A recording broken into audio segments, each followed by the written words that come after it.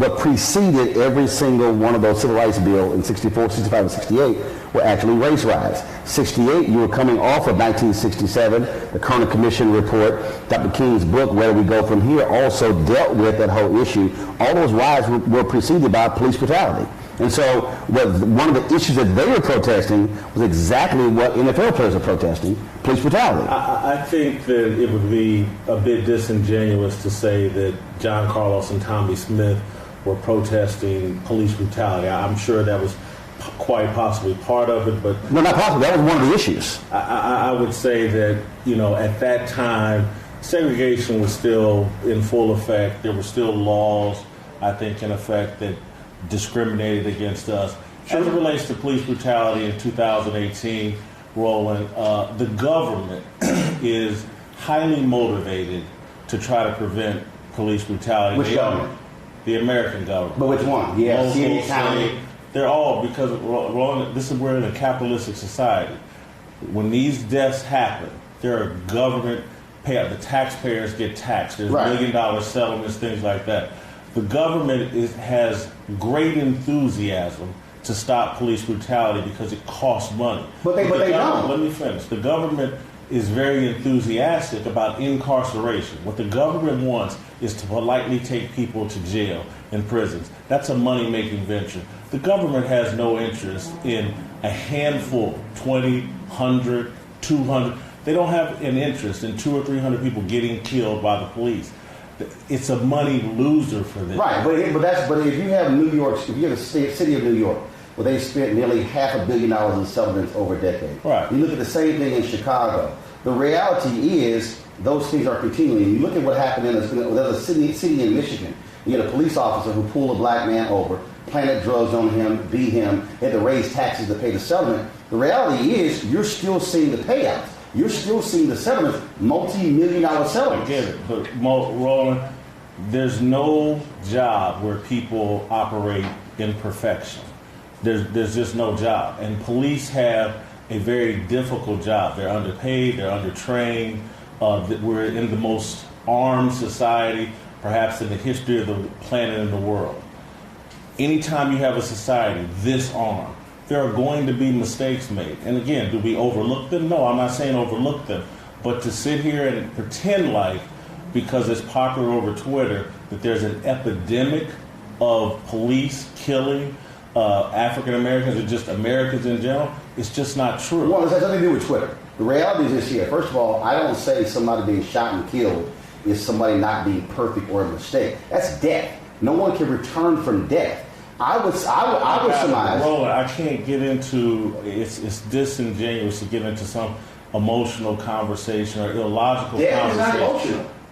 Again, you're running around with buzzwords. I'm talking about this conversation of trying to pretend like the police and the government have any interest in any citizen getting killed. They don't. They're highly motivated because of their real plan is mass incarceration. It's not killing people in the street. It's such a small number, and I get it. But in this society where gun violence is this prevalent, there are going to be mistakes made by the police.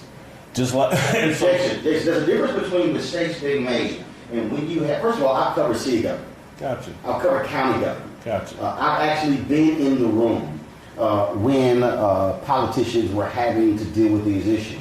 The reality is this: when you have cases, numerous cases, not a handful, when you have numerous cases that, first of all, run the gamut. The city of Cleveland is on their second consent decree in a decade.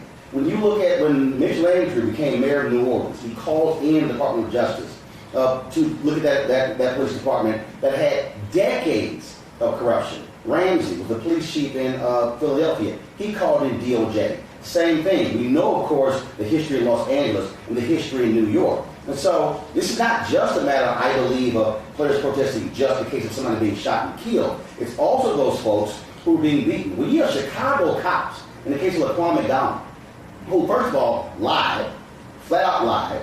Then you had cops who went to the Burger King where they had surveillance video and erased the video. They actually erased the video. Then they all lied and covered for each other. And then there are multiple cases in Chicago. John Burge, who just died, of course, beaten, tortured upwards of 40 black men. That's not mistakes. That is culture. Do the police have a culture of excessive force? Perhaps they do, and probably they do. Is our government highly motivated to try to prevent it? Absolutely they So are. why should it continue? Because we're not in a perfect society. People make mistakes. They hire the wrong people. It's hard to have a perfect culture. There's no job. It's like a doctor. Doctors make mistakes all the time. People driving cars make mistakes and kill people.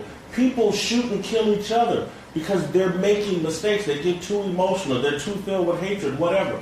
Human beings are flawed and they make mistakes. And so, Roland, I get it. A lot of this stuff plays great on Twitter. No, but for me, nothing to do with Twitter. But for me, it's Twitter. Because I'm aware most black media people and most media people in general do everything to build their Twitter brand and protect their Twitter followers. That's where their passion comes from. As someone who runs 3 black newspapers, before Twitter existed, this was an issue. And as someone who has buried a family member because of police misconduct, someone very close to me and my family, I get the emotion when the police misconduct. I helped raise a relative who was killed by police. I get it. But the solution isn't this, we're going to monitor the police over Twitter or through Twitter and point out every example of what's going on with the police when they do wrong. That's not the solution. So what's the solution? The solution is we have to acknowledge the government is already motivated to prevent police violence and police misconduct because it's a money loser and we're in a capitalistic society. The issue that we have here has been the over-criminalization of poor people, and mass incarceration is actually the problem. The hot-button issue that will get you on TV and build you a Twitter following is going to run around and micromanaging the police and pointing out everything that they do wrong. If they did that to me or you about things that we do wrong on our jobs, trust me, they can find examples time after time after time. This complete demonization of the police is inappropriate for us because we live in communities where we need the police. We need to recognize the police make very little money, get very little training. They're the common man. If you want to get upset with someone, get upset with the politicians and the government officials who have put laws in place to criminalize the behaviors that go on in our poor communities. Because we're not doing both. No, actually, here's what's interesting. What's interesting is that, first of all, one of the reasons why we have seen a change in many of those laws is because... Change in what laws? Well, first and foremost, 10 years ago, 5 years ago, you did not have a level of first body cameras you have now. That's first. Second of all, you also have not had the level of scrutiny of police departments to change practices as a result. One of the issues that you have is you have strong collective bargaining, you have contracts where you have police departments in terms of what they can and cannot do. When you look at Amber Geiger right now in Dallas, who, based upon that contract, did not have to speak for 3 days, did not have to actually say what happened. She could, for 3 days, she could not say anything, and then, according to their contracts, is allowed to present an affidavit that actually was written by a police department attorney. Here's the reality of facts. Having been black for 51 years, having my father doing business in the black community my entire life, having grown up in the black community, Roland, we can focus on the let's say, 100 mistakes that police make every year. It's more than 100 days. But we know what is going on in our communities and where our children, who are killing our children. And so we can spend all this time focused on let's demonize the police, let's criticize But the you keep police. saying demonize the police, but Jason, if somebody gets killed, and if you have a cop in Chicago, for instance, there's a judge. I don't care who's doing the killing. No, 1 second. There's a judge in Chicago, for example. There's a judge in Chicago who saw 8 cops lie on his witness stand. He reports them to a police accountability board. Nothing is done. This judge comes back and says, they are lying. They're flat out lying. He said, if you're going to be protect and serve, and you have a badge and you have a gun, he said, but to sit here and actually lie on the witness stand, I would think, if we're about justice, we would say, you know what? We don't need cops who lie. We don't need cops who make stuff up. But that's just one issue. Here's what I see. We also don't need journalists who take an issue that we're having in the black community, gun violence, and the death of our young people. And for black men 18 to 24, our leading cause of death is homicide.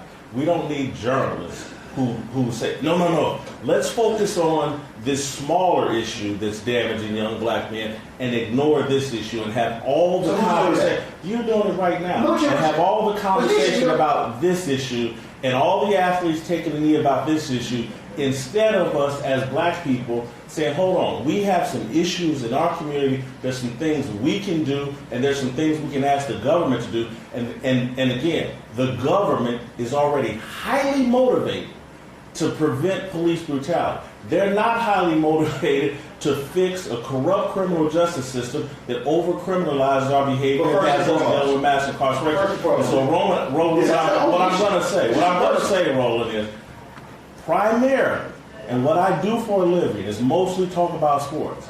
I'm not an expert on the police. I think athletes have gone too far with the virtue signaling and taking a knee. It's an approach that hasn't contributed to anything but a discussion about the national anthem. And so I get it's great for your show and your Twitter following to get a sports writer knee-deep in a conversation about the police. I'm primarily a sports writer. I can talk about athletes and things like that. I can sit here if I wanted to all day, but it's a distraction, and I'm not going to. Well, here's the piece, though.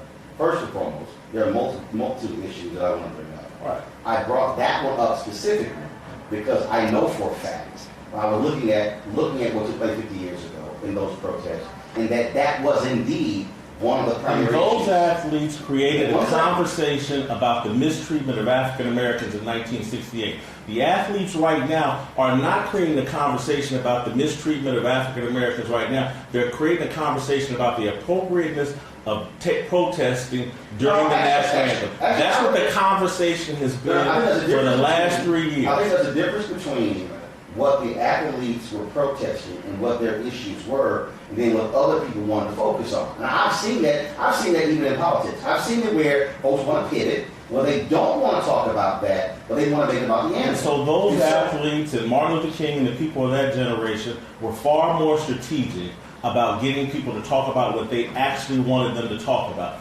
These athletes have not acted in a strategic fashion. Colin Kaepernick hasn't, and he created a conversation about the national anthem, which is a waste of time. And that's the difference between Tommy Smith and John Carlos, who at that time were being mentored by Dr. Harry Edwards, and that's why their approach was more strategic and more effective, rather than Colin Kaepernick and these athletes just freelancing and creating a conversation about the national anthem. So do you completely dismiss the things that Colin Kaepernick has done in terms of the workshops, in terms of the sessions that he has been holding? I don't dismiss them, but I think... But you actually they don't exist. I didn't. Let me answer the question. I think they've mostly been a PR move by Colin Kaepernick after getting run out of the NFL, and he's involved in a fight against the NFL. I think most of it is a PR move. I can't diss it. It's help. So you said most of it's a PR move. Question. Have you talked to Colin Kaepernick? I've been to the press conferences. No, I haven't talked to Colin Kaepernick. Colin Kaepernick doesn't talk. No. First of all, he does talk. But, I mean, everybody he talks to, I talked to him. Well, great. He doesn't come out. Muhammad Ali and all these people y'all analogizing to wasn't afraid to come out and deal with their critics and back up their point of view with their own mouth and words, not speaking with people in private, not tweeting out this or that, not hiding behind a bunch of groupies in the media that think Colin Kaepernick is something special. But Colin Kaepernick has spoken. Colin Kaepernick has done so, but not in a real way. But again, but first of all, you say he hasn't, and then you say not in a real way. Not in a way, he hasn't. But so we say a real way. So what do you want Colin Kaepernick to do? What do you? If I want to take that bold of a stance, I would do what I'm doing right now. Coming out and someone that's a critic of mine and sit down with him and address the issue. But there are folks who have different approaches, and I've seen this across the board. I've seen it. You got every excuse for this dude. No. I'm not offering one of the most polarized. I'm not offering an excuse. And I'm saying, he's afraid to back it up. As somebody who's been on the news side, who's been on the culture side, somebody who's dealt with folks. You talk about what your job is, okay? That's what your lane is. I have dealt with a number of people who have said, you know what? There's some people who are out front. There are other people who are not. There are some people who choose to speak in certain venues a certain way, others who don't. So everybody has their own way of communicating. And so you can say, well, I want him to do more. Okay, I got you. Okay, but that's what he has chosen to do. But when we look at the value in terms of creating conversations, I do believe that this thing goes beyond just in terms of the protest and just them kneeling, which first of all was to bring attention to the issue. Other folk with other agendas still don't want to deal with that because they want to say that's irrelevant. They want to put this whole thing into a flag and say, oh, it's about disrespecting America. You also have players who are involved in politics. You have a LeBron James, okay, when it comes to education, when it comes to his taking a stance. You have presented LeBron James even coming to Los Angeles as basically doing the bidding of white liberals.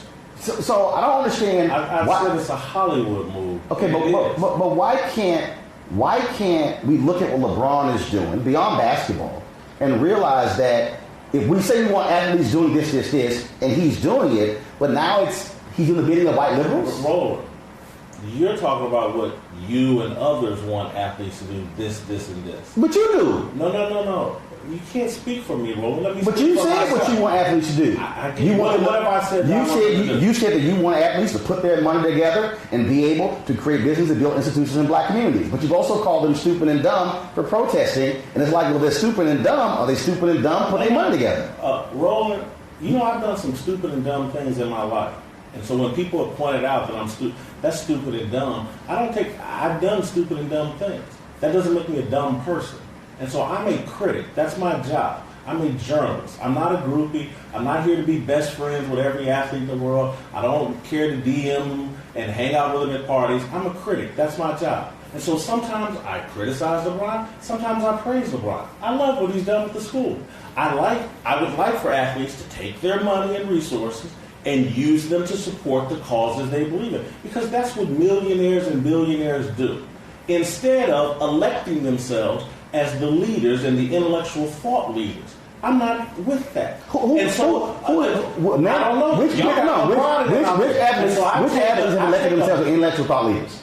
Who? Malcolm Jenkins, a lot of these athletes you just praised, because what I'm telling you, what millionaires and billionaires do, celebrities and things like that, they're not equipped to be the intellectual thought leaders. And so they should take their money, like other white millionaires and billionaires do, and invest in people who are actually dedicated to this, not people that have been dedicated to developing themselves as athletes. But they're not positioning themselves as intellectual thought leaders. What they're doing is they're saying is, as an athlete, if I want to speak on these issues, and many of them say, coming from those communities, many of them say, still dealing with those issues. Now, how is it all of a sudden they're intellectual thought leaders? They're saying a lot of them don't know what they're talking about. Roland. But Jason, a lot of people say, you know what you're talking about. I got it. And they're more than welcome to that opinion. I'm not going to demonize them as racist. I'm not going to demonize them as sellouts. They can have that opinion. But what I'm talking about with athletes who have turned into millionaire celebrities, they're not John Carlos and Tommy Smith. They're not Muhammad Ali. This is not the 1960s. Muhammad Ali was connected to a black empowerment religious sect controlled by Elijah Muhammad Malcolm X. Yes. He was connected to something real. That has been our tradition, connected to the church. This stuff I'm seeing from athletes, there's no connection to the church. There's no spiritual foundation to it. There's nothing. But here's the piece. I see athletes doing way too much. They're not connected. Just like John Carlos and Tommy Smith were connected to Harry Edwards. He was a part of that. I don't see that same connection. I see athletes freelancing and standing on the basis of Twitter and guys like you that gas them up and can do no wrong. I'm not with that. Well, first of all, let's do a couple of corrections. One, when you say can do no wrong, you're wrong. Okay, because as somebody who's actually sat on these panels, as somebody who's actually... One second. As someone who's actually had conversations, there's a difference between sitting on television and opining and you don't even talk to the guys. But there's a difference when you actually get out from behind the desk and be a journalist and go actually talk to them where they are. I've actually had the conversations with Jenkins, with Ben Watson, with Bennett, with Colin Kaepernick. And so my perspective in terms of what they're doing is totally different because, frankly, you haven't. I have talked to Malcolm Jenkins. So here's the piece. So you talked to Malcolm Jenkins. You just said I haven't. If you talked to Malcolm Jenkins, I have. So how would you say that he doesn't know about these issues when in Philadelphia they made the attempt and brought juvenile justice leaders and brought others to the table to meet with Lurie, to meet with Goodell. They actually went out in the community to do that. They've done that. Again, and this is where I'm saying the athletes are wrong. Because I don't want the athletes getting meetings with Roger Goodell and the owner of the Philadelphia Eagles to move into a lane they're not qualified for. There are actual people, politicians, community organizers, real people, not just celebrities and names, Roger Goodell, Jeffrey Lurie, blah. There's actually real people who have expertise in these issues. And so, again, I've talked to Malcolm Jenkins rather extensively here in LA when he came out to do our show, sat in my dressing room for 30, 45 minutes, and we went at it. And I think his intentions are good.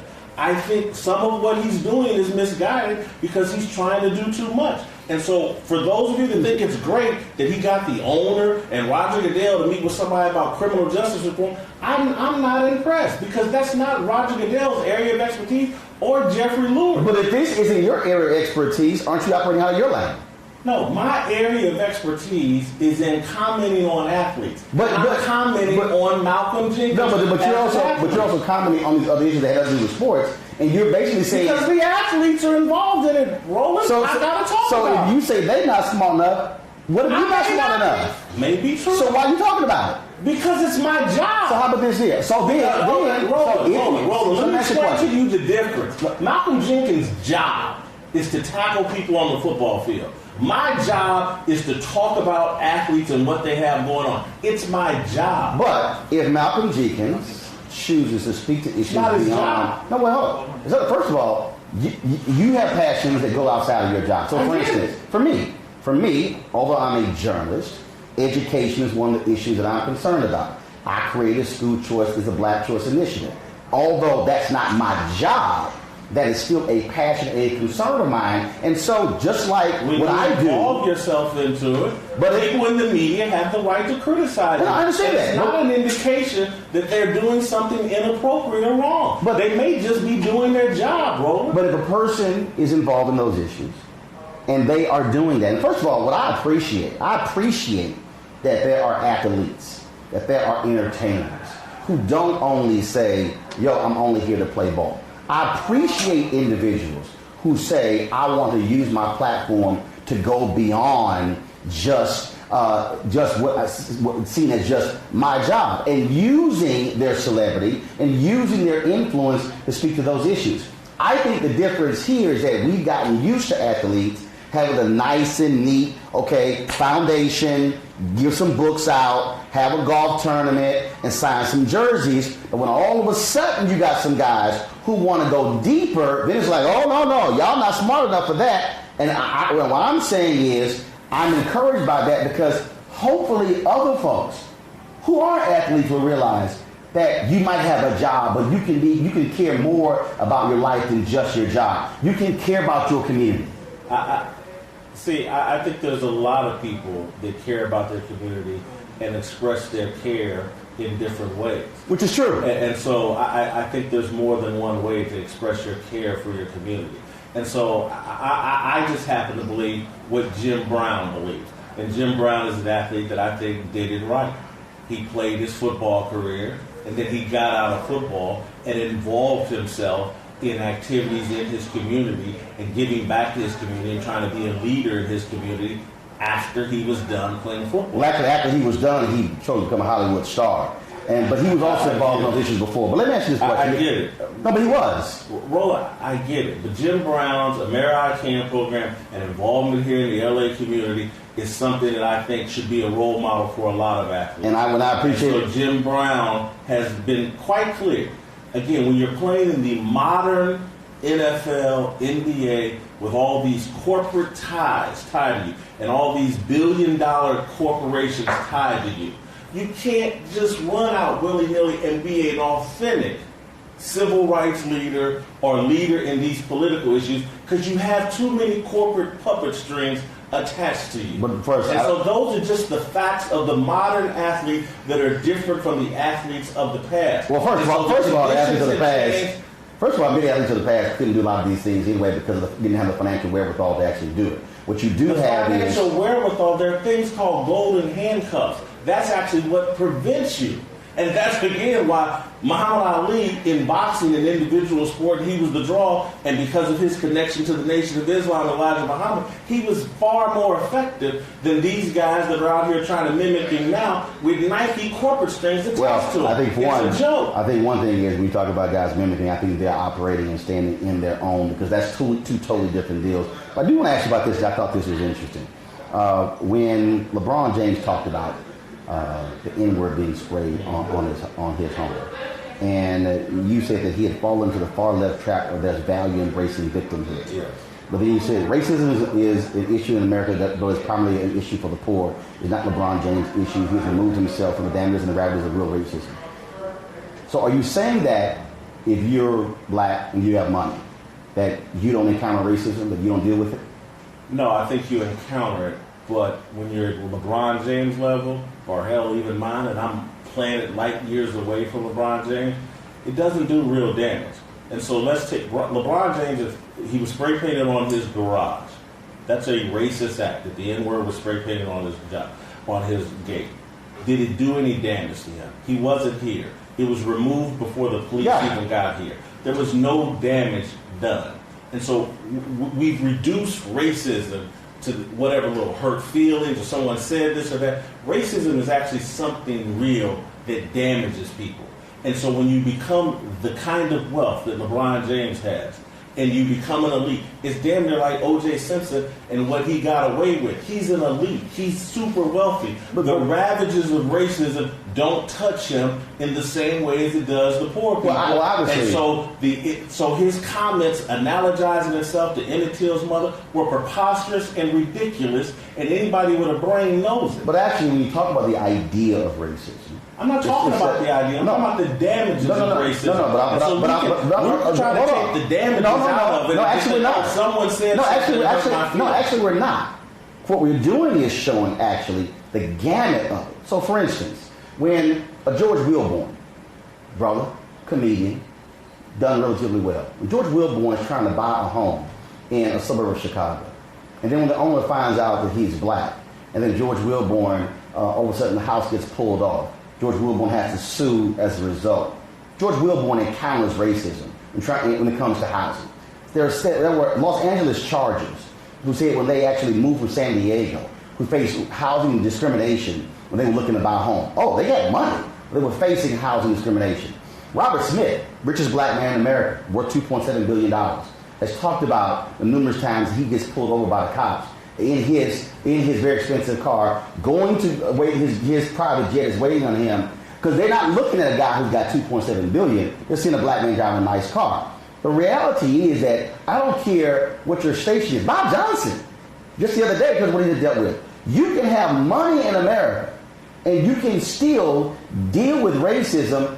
The issue, though, is why should we have to say, well, yours is real and mine is not really real. We don't have to, but we don't have to pretend like LeBron James getting something spray painted on his $20 million mansion in Brentwood is in any way equivalent to what happened to Emmett Till and Jim Holland. He said it, and it was ridiculous. Well, first of all, we say equivalent. I'm not saying, first of all, you're right. It's not equivalent, but it's not even in the same planet, Roland. So the damn N-word was removed from his gate before he even saw it, before the police could even get there. It did nothing to him. But we have reality, Jason, of folks who are black in this country who work in places where opportunities are not even being afforded to them.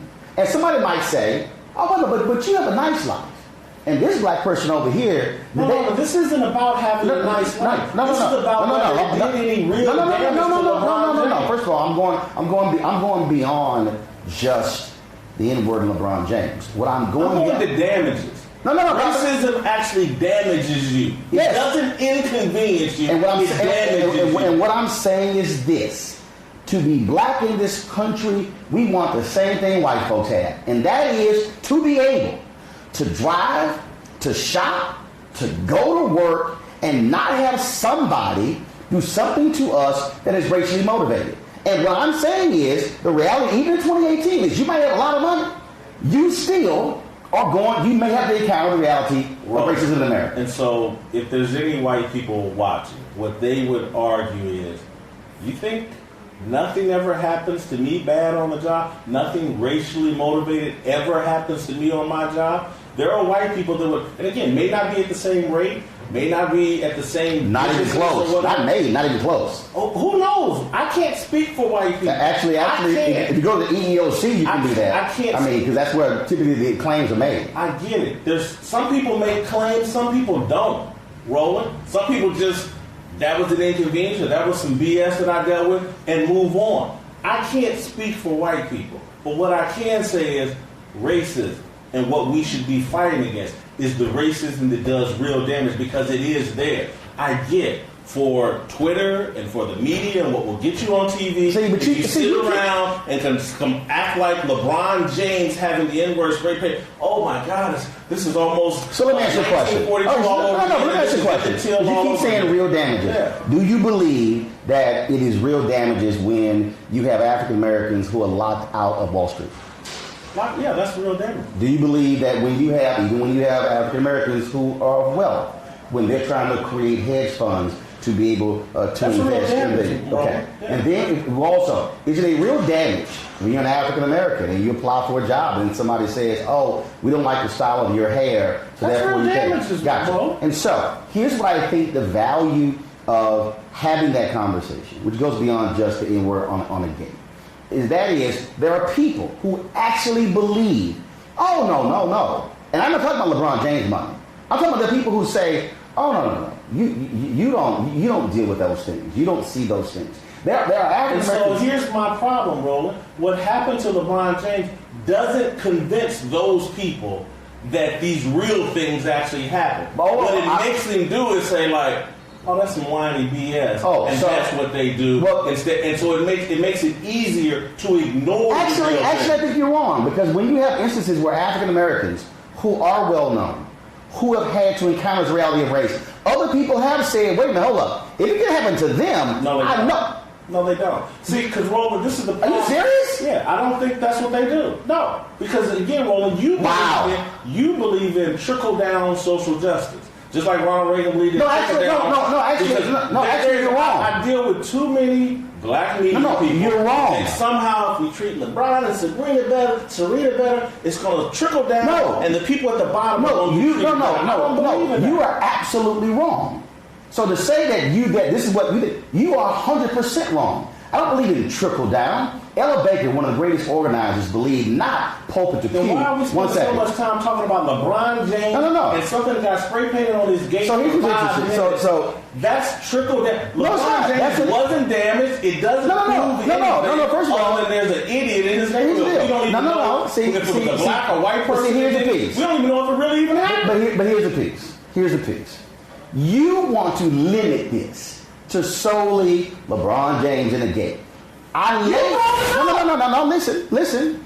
I laid out for you other examples of well-to-do African Americans who have had to deal with the reality of race. I'm trying to actually have a broader conversation beyond the gate. And what I'm trying to say is not trickle down. What I'm trying to say is that you have individuals. It's not a question of, well, your wealth is this, so therefore you really don't experience that. Well, one second.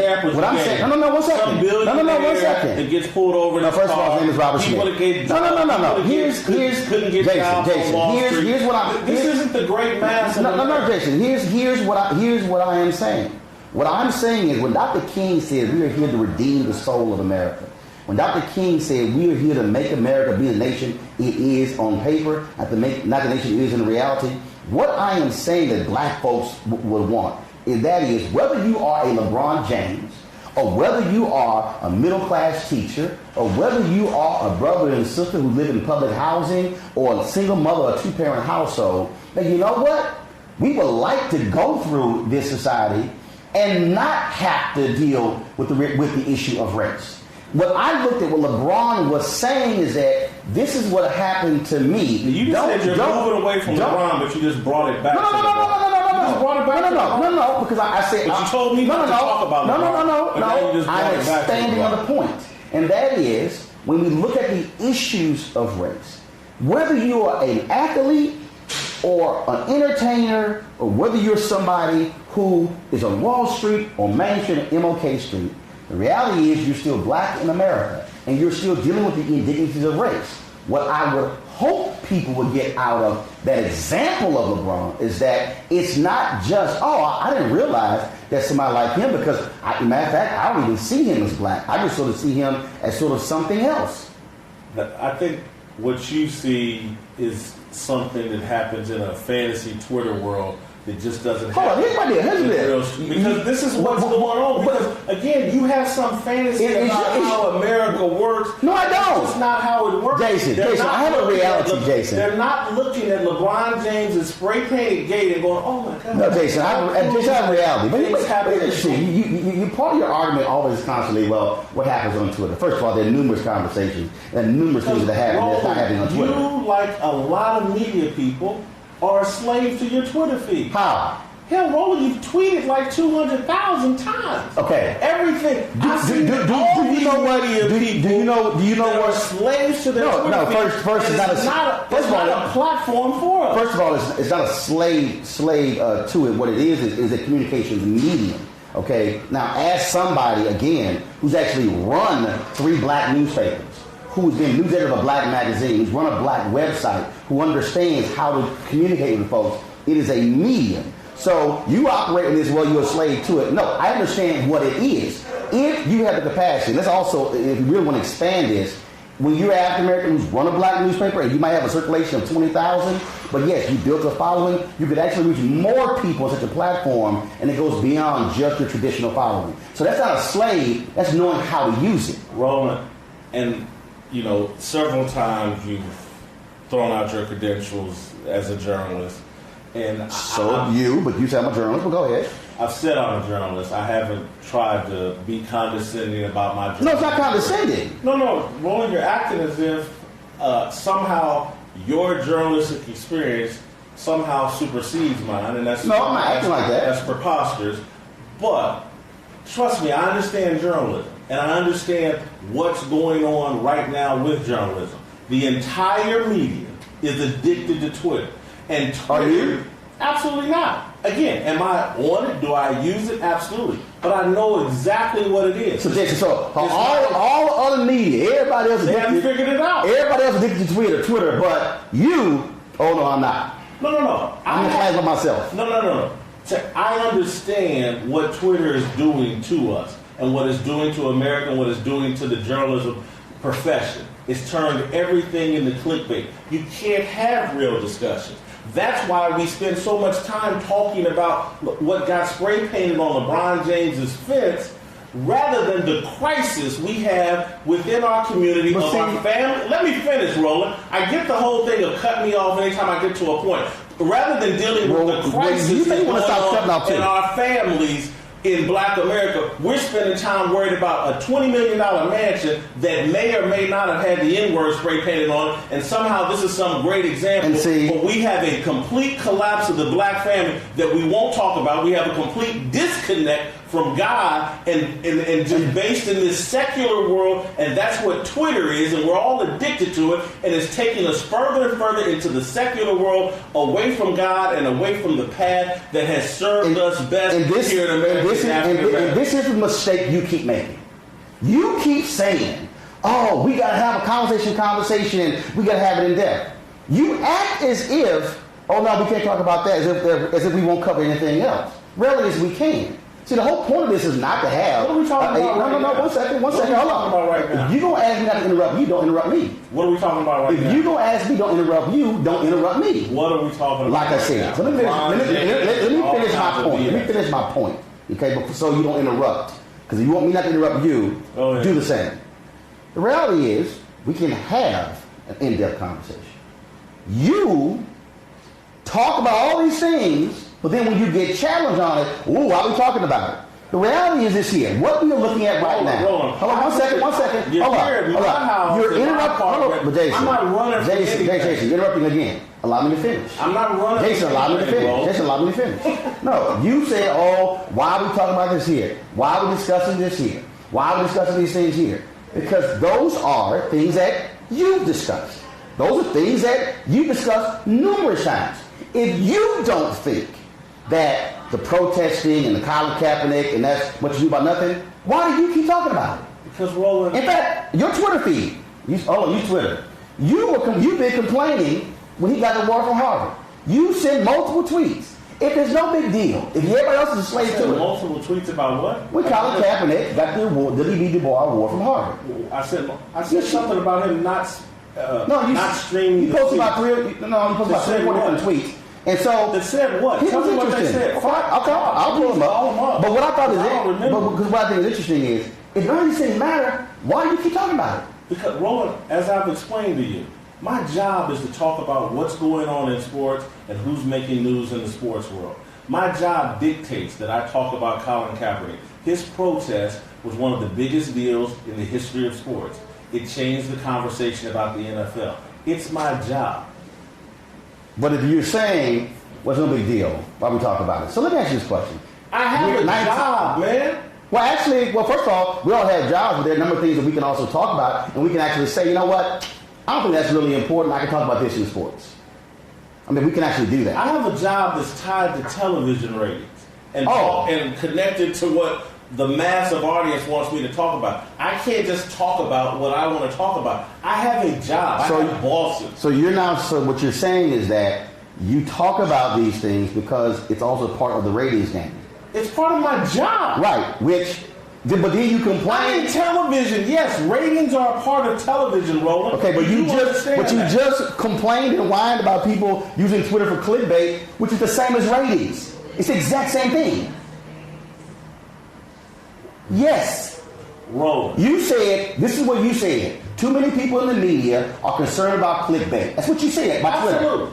Dude, that's the exact same as you saying that's about ratings. 140 characters. 280 character reduced, dumbed down conversation that makes everybody have a dumbed down. Well, actually, you can now see in tweets, you can actually send about 10 or 12 consecutively, so it's more than 280. But it makes everybody have a dumbed down, divisive conversation. This is where I think, frankly, you're being a hypocrite. You just said it's about ratings. I got to talk about it. Part of my job is to talk about sports and certainly to drive television ratings. Which is clickbait. And if somebody else's job is to utilize Twitter for the same thing, but you say they're bad, but you're good. But let me ask you this question. Twitter's a silence platform. It's controlled by people in Silicon Valley. Well, guess what? Somebody sitting right there will say your platform on my 20th Century Fox is also controlled by somebody else, not controlled by you. No question about it. So there you go. We're 18 days away from an election. You said before, you don't vote. I don't. Why? Because I've never trusted a politician a day in my life. I don't believe in politics. I'm not a person that really believes in compromise. And politics is mostly about compromise. I'm not good at that. So how do you change? I don't trust. Nobody? Not in politics, no. I think it's a very dishonest profession. So all of them? Pretty much, yeah. So when you think about historically, when you look at the city of Atlanta, when in 1973, 0.0012% of all contracts, and Maynard Jackson runs. And Maynard Jackson, by virtue of being the mayor of Atlanta, literally changes the course of history for African Americans. He used it through politics. He used the 2 terms as mayor to change. Coleman Young in Detroit, Marion Barry in D.C. I don't believe in politics. I really don't. So the issues you often talk about, how do you actually feel politics has no role in that? Excuse me? The issue that you talk about, say we should be discussing or dealing with. I'm talking about me. Now, I'm not giving you the advice, hey, you got to follow and believe what Jason Whitlock believes. I'm not advising anyone that. I'm talking about me. There's certain things unique in my personality. But if you don't vote, aren't you part of the problem? If you might argue that. No, I'm asking. Because you might. I don't believe that. No. So of the things that are happening in our world, any number of issues, if politics is involved in it, well then how can we change something for the good if we don't vote for someone who we think will be able to make changes? Because I think politics, the way it's constructed now, is always going to let you down. I think that there's so much dishonesty and corruption in politics that I just don't personally involve myself in it.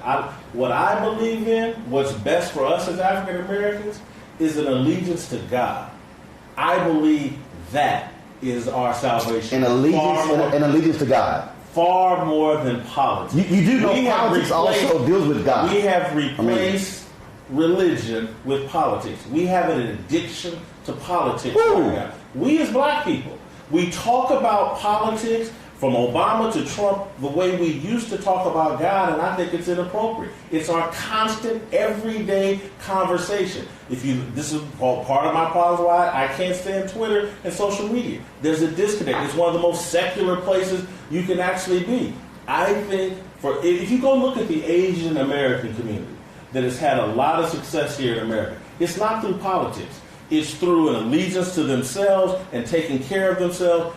That's why I think we've lost course as African Americans. Have Asian Americans had the same history as black folks in America? I don't think they've had the same history, but I think they've had issues in America, and I think they've addressed their issues by gathering up in their own communities, supporting each other, and supporting themselves, and they're not as heavily involved in politics. I think there was a time when we needed to be heavily involved in politics.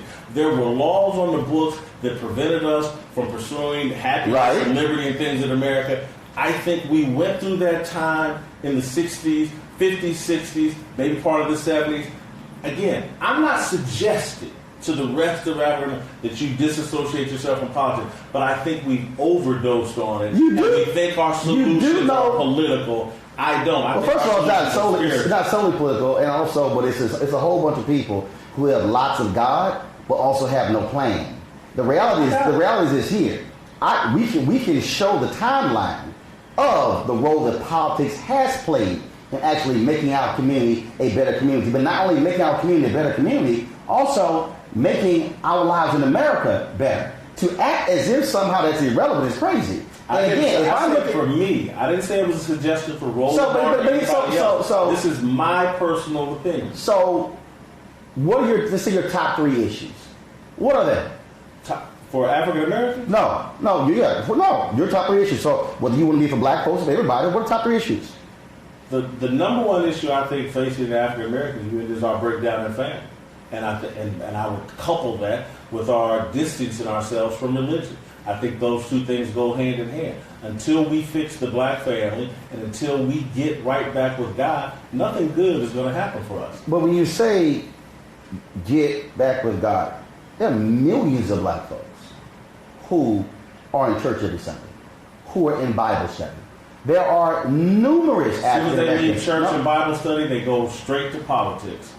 They turn on cable TV, and they have an addiction to politics. You do know we had religious leaders in the 50s and 60s who were also heavily involved in politics. Get it? We had laws on the books in the 50s and 60s that drastically needed to be changed. We still have laws on the books that actually were set during those times that still have to be changed.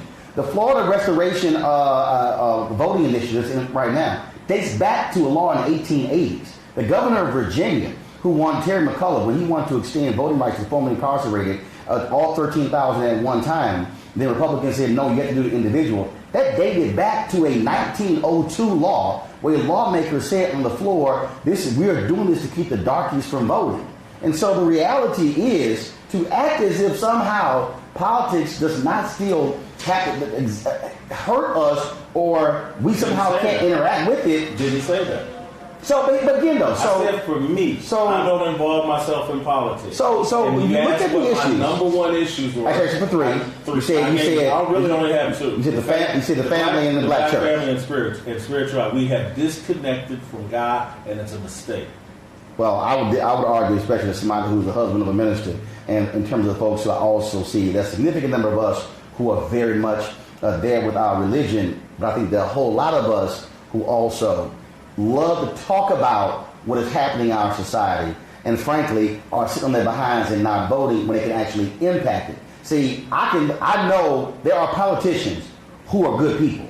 There are people who are there to do the right thing. If you go study the history of the planet, if the family's not connected, nothing can grow from that. If the family's not together, nothing can grow from that. And so we can put all the laws we want on the books. Yeah, but if our families are in disarray and our children are being raised by grandmamas and aunties and cousins and things like that, nothing is going to happen. And as long as we are disconnected from God, nothing good will happen. But here's what I also realize. There, in a long time, for a whole lot of us, have been connected to God, have been praising and worshiping, and all of that. And we have still been broke. We have still been locked out. You can be the most holiest of holy person, and you can be on a job, and somebody can make a decision that, no, you ain't getting promoted. You can sit here and lay hands and heal people all you want to, and you can still encounter that. What I am saying is, we can actually do both at the same time. And what I am looking at, and I talk about in terms of what is happening, I think if anybody who reads Dr. King's book, Chaos or Community, where do we go from here, what he laid out in that book, where he talked about the institutions that can play a critical role in saving black America. He said the black church, he said the black press, and he said the black professional organizations, which includes fraternities and sororities, because of their infrastructure. He dealt with religion, but even Dr. King understood, right in that book in 1967, that we can be as holy as possible, but there are still other aspects of our lives that we must contend with. And to act as if politics and community, you can even say save our community. My parents were founders of our civic club. That's still politics. Because who picks up trash and who cuts down overgrown lots and who tears down crack houses, that's politics. To me, family and God and family are the foundation for any healthy community, any healthy group. So what do you do? The foundation's no good. You can stack all the politics on top of what you want. It's going to collapse. Okay, so what do you do then? So answer this question. Yeah. What do you do if you're that family and it's mama and dad and they are holy people? They love God and they serve God. But their kids still go to horrible schools. They also are living in areas where you don't have economic opportunities. They are a nuclear family, loving it together. But this is the inside of the house. This is the rest of the house. How do you deal with that? I think if politics doesn't matter. I'm not saying I didn't say politics don't matter. Okay, it's fine. Okay, so if you have this black family that's together, and they are loving each other, and then they're praising God, and they love God. But then when they step outside of their house, they're still dealing with an economic reality, and an education reality, and a social reality. Who changes that? How is that family? Individual, I know many families like that. Most of my friends come from families like that, and I know how we made it and moved forward. And so again, if you come from, and I came from parents that were divorced, but I know where my grandmama had me, and I know where my mama had me, and I know what they planted in me. And so again, there will be obstacles in life, but if you really have a spirit-filled life and a God-filled life and the right kind of family support, you can overcome those obstacles right here in America. But again, when you are dealing with all those realities outside of the home, there are folks who say, I still got to deal with that. I still got to deal with it every day. Everybody does. Well, no, but again, but again, I think holistically is how we have to look at it. I think it's frankly naive to think that, well, if it's just this is coming from somebody. Parents who have married 51 years, okay, still together, 5 kids, 4 went to college, all of that, but we still are looking at what happens when we still are operating in this society that goes beyond our church, that goes beyond our family, and the stuff that we got to deal with. That's still there. And Roland, I think life is full of challenges for all human beings. That's just the way that it is. Life is unfair. Life is hard. What do you do to limit the ability for racism or whatever the obstacles are to impact you moving forward? How do you limit that? How do you limit that? I think how did me? How would through education, through self-responsibility, through accountability for myself, to taking care of myself and not making irresponsible decisions that make it so when I face an obstacle, I'm able to overcome it. So if it's education, and when we also look at the reality of the type of schools that our children are in, when we look at the inequities of those schools, not just big city, but also rural as well. Again, we can even, first of all, in the history of black folks, in 399 years black folks have been in America, we can say, oh, that person. But if you talk about a collective, we still have to accept the reality in terms of where we sit collectively in the United States. And if education is one of those areas, that's one where you damn right we better be involved in politics, because that plays a huge role in what schools get built, the amount of funding that goes to those schools, to give us those opportunities. Here's my position, Roland, is, let's be involved in politics, but let's do it from a foundation of family and God. And then we can start making better decisions when we enter into making those decisions along politics. We have, to me, accepted some giveaways from the Democratic Party that have crippled our family. Like what? The whole welfare system, the whole system, to be quite honest with you, integration was a mistake, Roland. And the whole deal of, we're going to go out to these schools and have white teachers teach our kids, that was a mistake. Actually, we should have been fighting for the better financing for our schools and for black teachers and for us to take care of ourselves, rather than, hey, let's go out to somebody else's neighborhood and have them take care of us. That's a mistake. Well, first of all, you obviously have not fully studied Brown versus Board of Education and Brown 2. Brown versus Board of Education and Brown 2 were about finances. The whole basis of that was the inequities. It wasn't just, hey, I want to learn with some white kids. When Thurgood Marshall, when they what happened though? I don't care about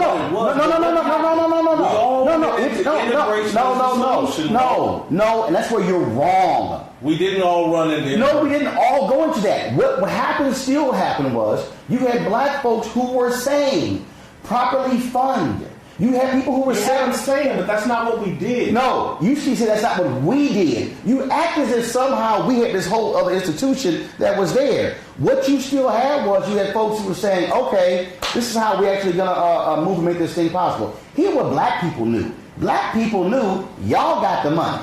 Y'all got the resources. Now, all of a sudden, when it came to how our schools looked, the books that you were reading, the uniforms that you had, all those different things, it came down to money. The reason they were fighting Brown versus Board of Education was about money. The reason they fought integration or even kids sitting next to each other was about money. And the reason we still have inequities in education today is because of money. White parents moving out the suburbs, saying, you know what, we want our money to stay in our neighborhoods. We don't care what y'all neighborhoods are like. That's about money. The entire education system is set up based upon property taxes. That's based upon money, which is based upon race and wealth. Roland, money is not the solution for every problem. Let me ask you a question. Money is not. Are you in America? It's not the solution for every problem. Out of all the federal agencies that share a lawn with the White House, which one shares a lawn with the White House? Which one shares a lawn? Yes. There's only one federal agency where you can play flag football on a White House lawn. I don't know who. What? Treasury. You want to understand America? White House is power, Treasury is money. Power, money, money, power. Do you know what's right across the street from Treasury? Bank of America.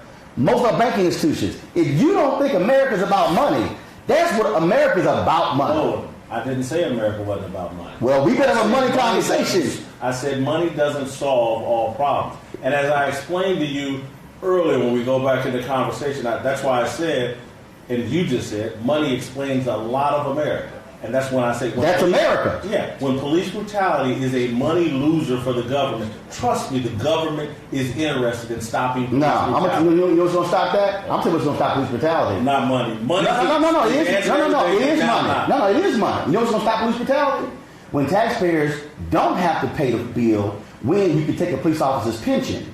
Trust me, when a city no longer has to pay the legal fees of a cop, trust me, that cop is going to think twice before he beats somebody with a baton, because if that person goes, wait a minute, that's why... The cop might also think twice before he enters a neighborhood or enters a dangerous situation. No. That may be the solution. No, that cop, trust me, if that cop then goes, wait a minute, if I beat somebody... They're doing it all over the country, Roland. You can look at the murder rate in Baltimore after the Freddie Gray riots. It's been going on all over the country. And that was because those cops did not like the fact that somebody was holding them accountable.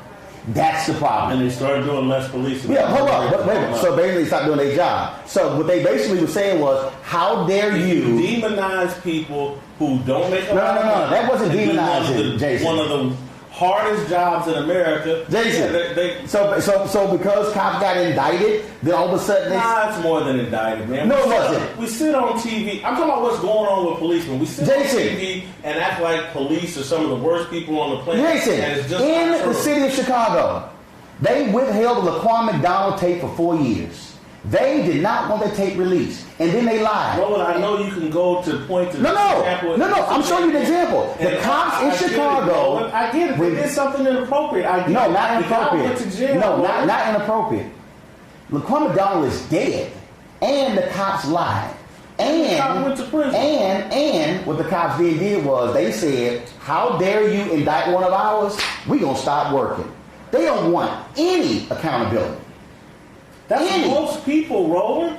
But these are people who have guns and badges. I get it, Roland, who can take your life. People. Dude. That is they're human beings, Roland. I know they're human beings. Look, they raise their hand. But guess what? They don't want to count. There's a level of power that they have that you don't have. I got it. And you know what? What comes with that badge and that gun is a higher level of accountability. And damn it, they need to be held accountable. And it can't be, you're demonizing. No. For the cops who do good, celebrate them. But the cops who do bad, you damn right go after them and not coddle them. And I'm not going to excuse it as it was a mistake or it was an accident. Because I've actually dealt with the issue. Well, when you say perfection, personal life, no profession is preferred. None is perfect. But there are few professions where you can shoot and kill somebody and get away with it. That's what it is.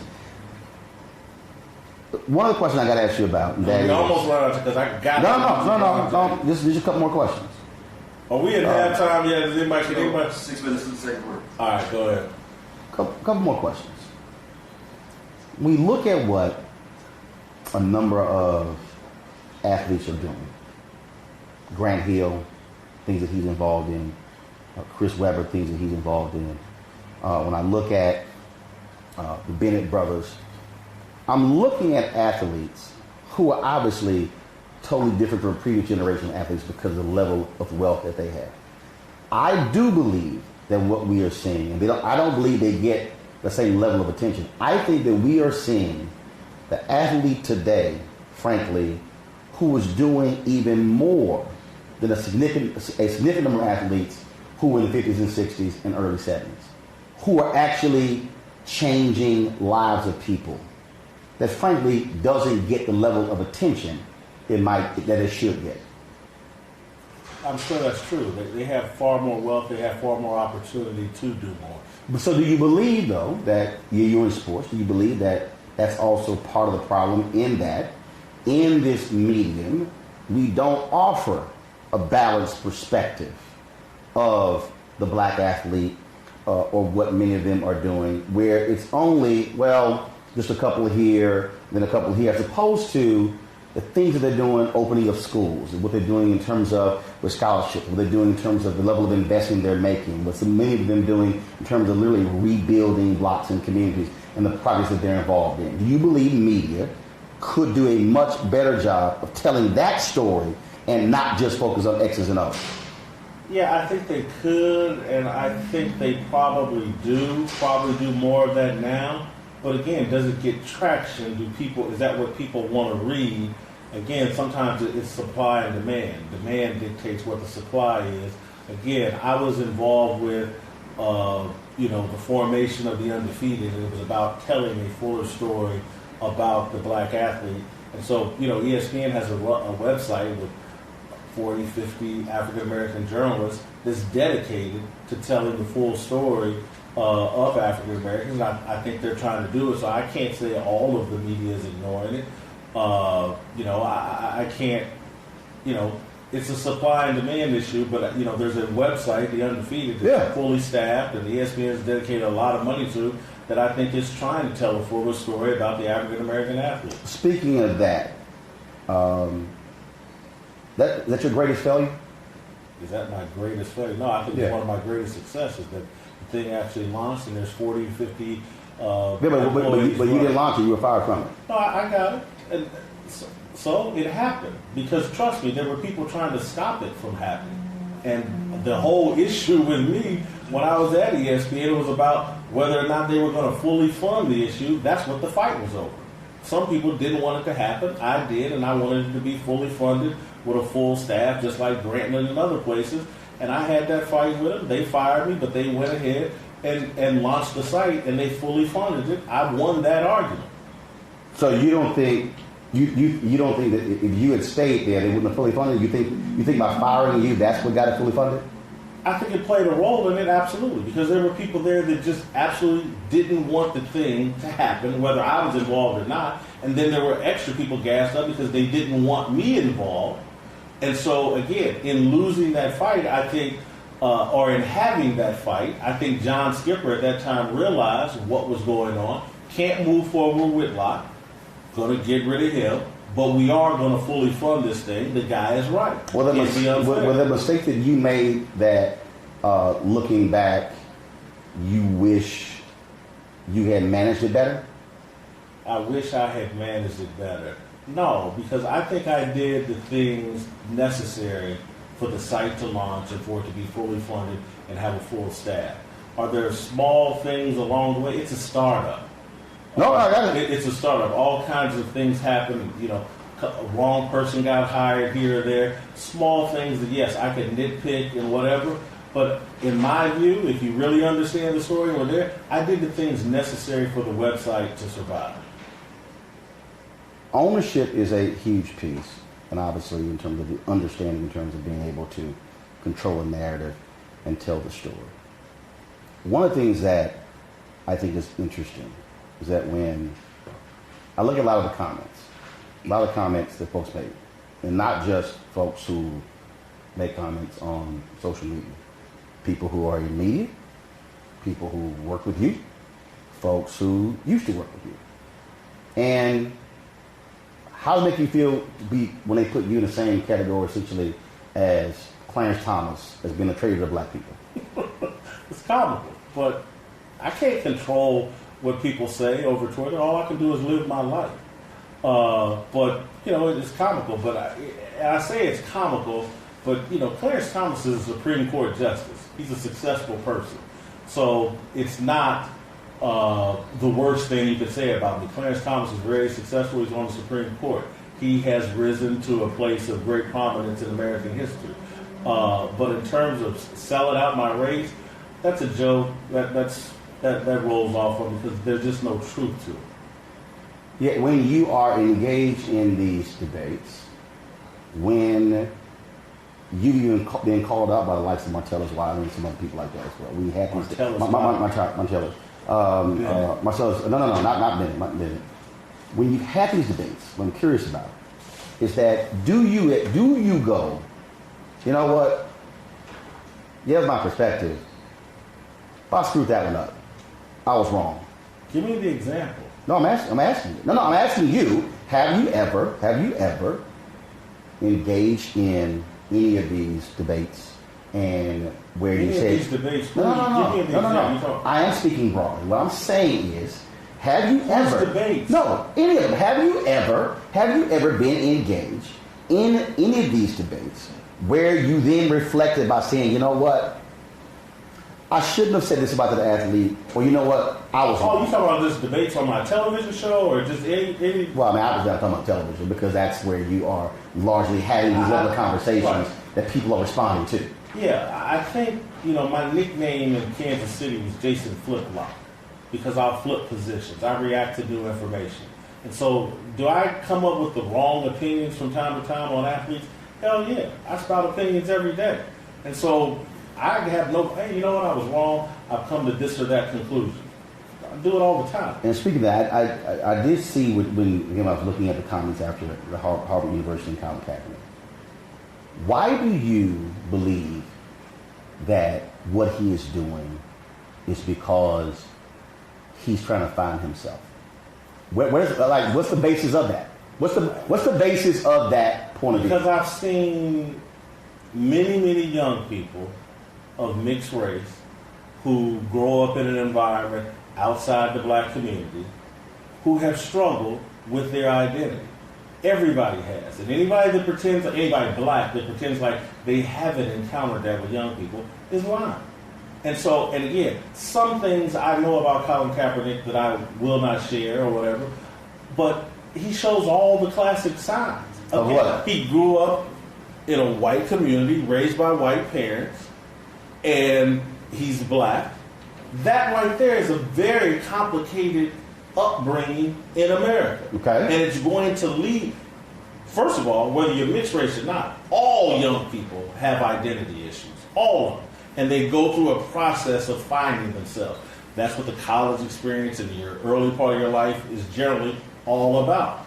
Colin Kaepernick's are more complicated because of America's racial issue and his upbringing and things like that. And so when I see a guy go from being the party guy that's all tatted up to voila, I lose my starting job and now I'm baby Malcolm X or Angela Davis and I got a black fist in the air, it rings as someone who's trying to find himself. Or could it be somebody the reason I think that's important, because when you articulate that point of view, it should be actually based upon something or substance that's tied to that person. When you say all people, first of all, everybody's different. Okay, everybody's person goes through trying to find themselves. Yes, and what I'm saying is that there are people out there who might be 18 or 19 or 20 who aren't having the same issues as somebody else who's 18, 19, or 20. But to say that about him, and then to say as if, well, it's that, and he's doing these things only because of his girlfriend, things on those lines, and you don't know. You're just throwing something out there. And I'm just wondering. More than you think, Roland, but I'm just going to leave it at that. I'm not going to go chapter and verse. I'm not going to do some deep dive on Colin Kaepernick. But why not? Because if you offer that perspective. I don't think it's unfair. But isn't some it, of what I know I think is unfair. But isn't it unfair for you to make that characterization if it's not based upon fact? I do believe it's based on fact. But if you believe it's based upon fact, but then you don't want to back it up. I'm not going to share everything that I know or have been told about Colin Kaepernick. It's clear, Roland, I'm not out on some shaky territory looking at this guy. Everybody I know black has seen someone like Colin Kaepernick. That's just a fact. Mixed race kid, raised in the suburbs. I've seen it on my Ball State football team with all these different recruits and guys that come in that don't come from the city, don't have some strong black connection.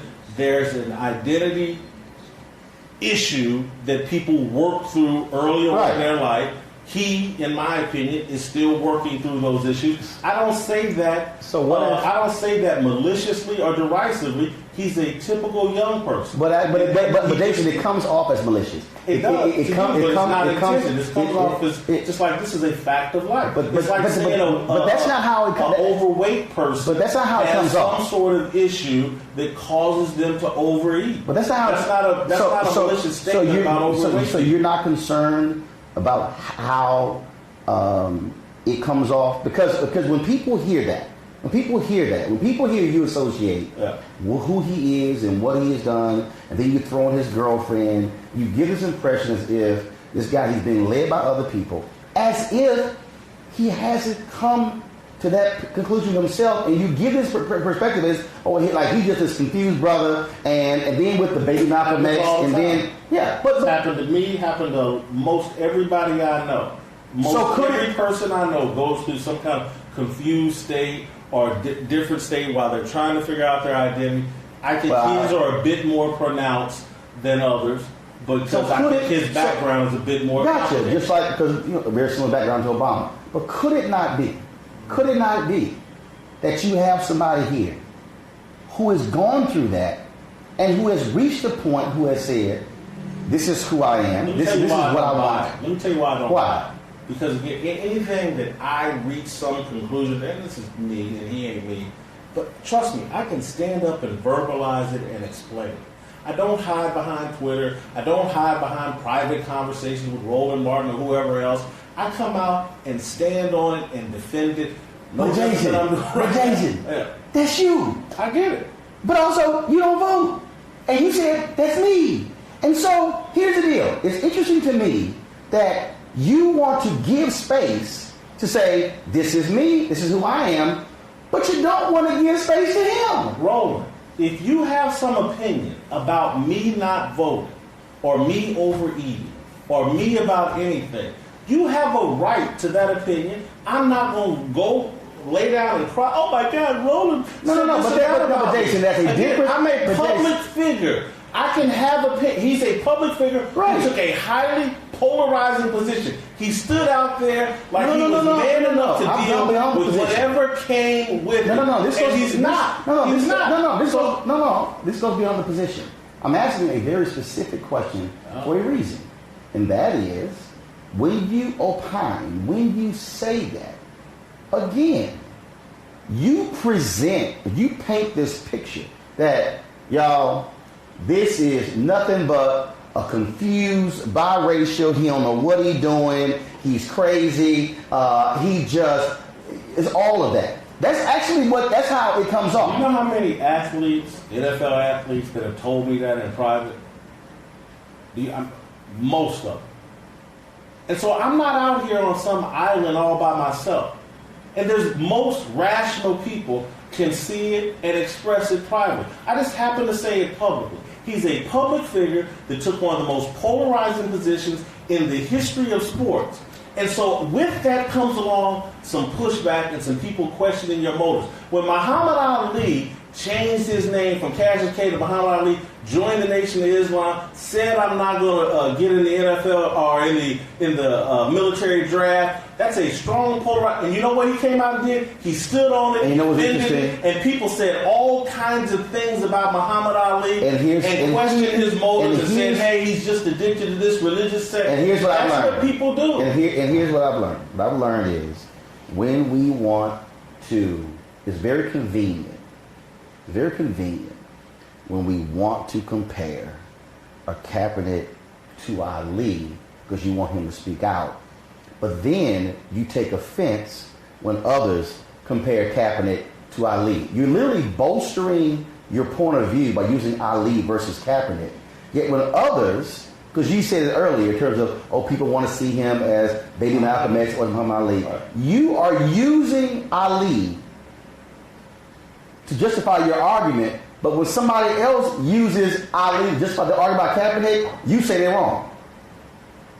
Roland, I'm saying he's not Muhammad Ali because he won't stand out here and defend his position. Yeah, That's my opinion. And what I'm saying is, what it also gives off to people is that you have a personal animus against Kaepernick. And what I'm saying is, it may be that there are people, and when what I do, I've met people. I've met individuals who I just finished interviewing the Reverend Dr. James Lawson, one of the greatest organizers we've known, turned 90 years old last month. If you ask the average person, James Lawson, they'd be like, I don't know who you're talking about. But you know what? Lawson, Nashville movement. You know what Lawson said? Lawson said, Roland, one of my last images of Dr. King, he's on the front row of the church, and he says, I was on the back row. There are some people that some will be loud and outspoken, others will lead quietly. There are different modes of leading. And so I don't necessarily think a person has to always hold news conferences, do sit-down interviews, and be out there chanting, talking, because some people actually want to lead with their actions as opposed to just talking. And there are others who just talk who don't have any action to back it up. I got it, Roland. But as a broadcaster and a critic, I have a right. It's America. No, I understand. Freedom of speech. Of course. To say, I don't like this or respect it. It makes me think he doesn't really believe it. It's just something he's doing. Which also, I think, doesn't give enough space to their people who actually, that's how they present themselves. Doesn't give enough. That's your opinion. I don't have a problem. No, actually, it's not just my opinion. I'm actually basing it on people who actually have done Okay, but it. that's your opinion. I don't have a problem with it. Yeah, I'm not that's offended by what your it is. opinion. Why are you offended by mine? No, what I'm offended by is when we present this view that somehow A view that disagrees with you. No, not disagreeing. That somehow he's bad, he's wrong, and what you send off is there's a personal animus against him. Reading your tweets. I'm a critic. No. But Jason, I've been doing media since I was 14 years old. Got it, Roland. You're No. What I'm saying is, Walter Cronkite. No. Actually, I'm not Walter Cronkite. I'm Roland Martin. So I'm making the point that I get being a critic, but it comes off as different. It's more personal. Check. There's a guy named Carl Peterson in Kansas City. Mm-hmm. General manager of the Kansas City Chiefs. He was the general manager and president of the Kansas City Chiefs. I used to light him up every day in the Kansas City Star. Every day. Made my name. Criticizing Kansas City Chiefs. His running of the Kansas City Chiefs. And he used to run, I think it's personal. No, it's just my job. This is how I do it. And Carl Peterson, some white dude, again, sledgehammer, almost every day. You can go ask anybody in Kansas City. I'm a critic. If I disagree with someone, I express it. Should Colin Kaepernick be back in the NFL? Should he be back in the NFL? Life's not about should. Okay, when you look at Nathan Peterman, who's thrown 82 career passes and 10 interceptions, do you believe that Colin Kaepernick has a skill set to be an NFL player? Yeah, Colin Kaepernick has enough talent to play in the NFL. Do you believe that? But he's become such a polarizing deal because the NFL role at the end it's just a TV show, man. That's all it is. And the NFL is going to do what's best for television ratings. And if they think Colin Kaepernick's bad for NFL ratings, they're not going to hire him. He's just an actor in a TV show. What I also understand is that they also like winning, and that is this here. Roland, he didn't win in San Francisco, so don't have that. Well, he did win in San Francisco. Then, of course, we hit that last season. But let's also keep in mind, the whole team sucked. Remember, it was 2-14. The whole team sucked. It's a TV show. Right, I got you. But the offensive line, the defensive line, linebackers, the whole team sucked. You will admit that, right? I got it. Wrong. Gotcha. No, I'm just saying, but the whole team did suck. I got it. I'm not going to do your deal and lay out my credentials as a sports. No, I'm not laying out the credentials. No, I'm just saying if you went 2-14, the whole team sucked, not just him. Not just him. But again, Kaepernick doesn't show up and wins follow him. Not particularly at 30 when he's been out of the league for a couple of years. I don't know if he makes a difference in terms of anybody winning or losing games. And so, is he good enough? The only way we'll know that is if he actually gets a shot. Is he good enough to be in the NFL talent-wise? Yes. He's created such a distraction around himself, and he's created the belief among NFL ownership that he's bad for ratings, and they're running a television show that's about ratings. Actors get written out of plots all the time. But when you still have, look, when Eric Reed came back and took the knee, you still have Kenny Stills and some other different players. The reality is, I think the difference here is that you still have other players who still are protesting. I think in this case, they're saying, no, we're going to make an example out of this one because he actually, for them, started this Well, it's anybody more else. complicated than that. Oh, no, man, When Colin Kaepernick shows up on any team, there's an instant conversation about should he be your starting quarterback. And most of the NFL has him pegged as a backup quarterback. And they don't want a backup quarterback who instantly starts a conversation about whether he should be starting. Well, I tell you right now. Coaches that don't want that distraction and that hassle. I tell you right, there's some teams out there that I see them who are just terrible with quarterbacks. Roland, especially Buffalo. You push me there. You don't know that much about football, Roland. Yeah. Not much at all. Actually, I can watch. Actually, I know enough to know if I see a quarterback who's horrible. And look, I had to sit through Brock Osweiler with the Houston Texans. Oh, you don't know. Lord Jesus. Actually, like the overwhelming majority of people in America, they don't know much about football. Well, I know enough about football to know when I see a bad quarterback versus somebody who actually has succeeded before. But the decisions are just more complicated. No, I understand that. But don't act as if I don't know the difference between a bad quarterback and a quarterback who can win. What goes into decision making about quarterbacks? It's really more complicated than just bad or good. So I've never talked to general managers or Roland. Okay, all right. I'm just saying that. Shit, I've talked to bankers. I don't know nothing about bankers. I've talked to the guy that runs the concierge desk. I can't be a concierge. I get it. You talk to somebody. No, not just talk to him, but also but you talk about a lot of stuff that you also don't have a background with. All right, Jason. Well, it's going to be very interesting to see how this thing plays out, and also we'll see what happens with these players. And I think these players are going to surprise you in terms of those who are very much engaged in things they're doing in the community. And I give them a hell of a lot more credit, I think, than you do. I think players have been involved in their communities and doing community work, particularly in the NFL, for decades. I've covered the Kansas City Chiefs in the NFL for years. Player involvement in their communities and community work has been going on for decades. Right now there's a lot of media attention on it, and it seems brand new to everybody else, but it's been going on for years. Yeah. Well, it was brand new because most people don't pay attention. But again, I think this generation of athletes, when the record is told, which actually is not always told in the present, people are going to realize the things that they have been involved in and have done that actually is advancing and paving the way for the next generation of athletes, which I think is totally different than before. We'll see. And that's the point of history. All right? Hey. Appreciate it. Thanks a bunch.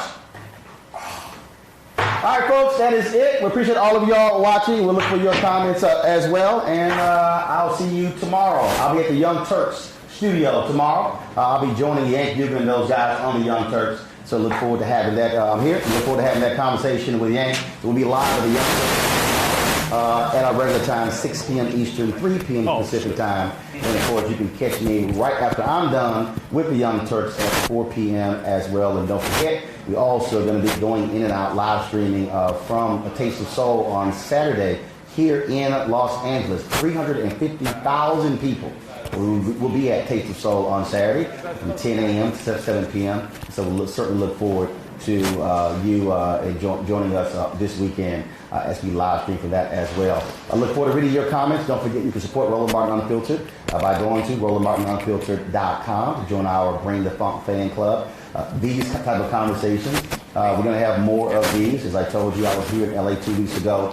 Amazing conversations I had with Chuck D, Erica Ash, Erica Alexander, Devon Franklin, Congresswoman Maxine Waters, Lisa Ray, Reverend James Lawson. This is the kind of discussions we need to have, not just the short, quick sound bites. And of course, this is what you're not getting on black networks out there and a lot of these different black websites. And so we want to offer you something that's totally different than what you're seeing on a regular basis. And so let me check to see, because I want to see, do I have to wear my clothes tomorrow? My Astros were down 4-0. Let's see where we stand right now. Okay. Boston, they beat my Astros. Dadgummit. So the season's over for my Astros. But the Lakers play the Rockets Saturday here in LA. Yes, I'll be there to see us beat LeBron James. Y'all take care. I got to go. Holla!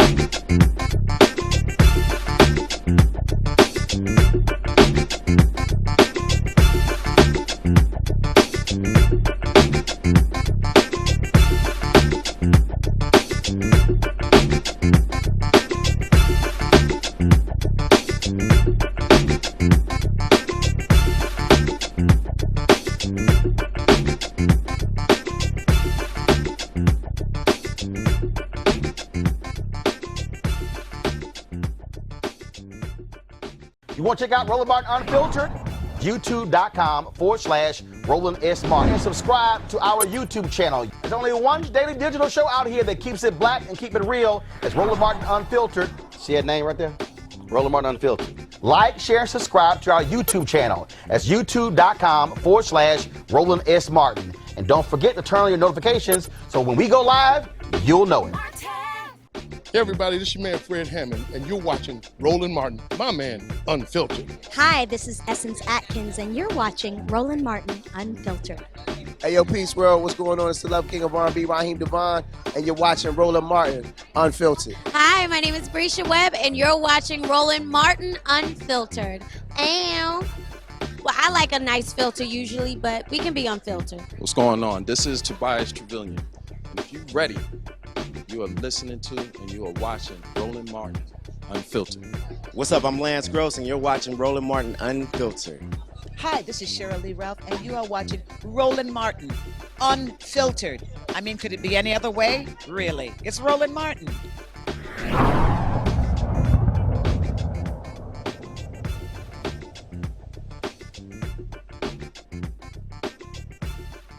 You want to support Roland Martin Unfiltered? Be sure to join our Bring the Funk fan club. Every dollar that you give to us supports our daily digital show. There's only one daily digital show out here that keeps it black and keep it real. It's Roland Martin Unfiltered. Support the Roland Martin Unfiltered daily digital show by going to RolandMartinUnfiltered.com. Our goal is to get 20,000 of our fans contributing $50 each for the whole year. You can make this possible. RolandMartinUnfiltered.com.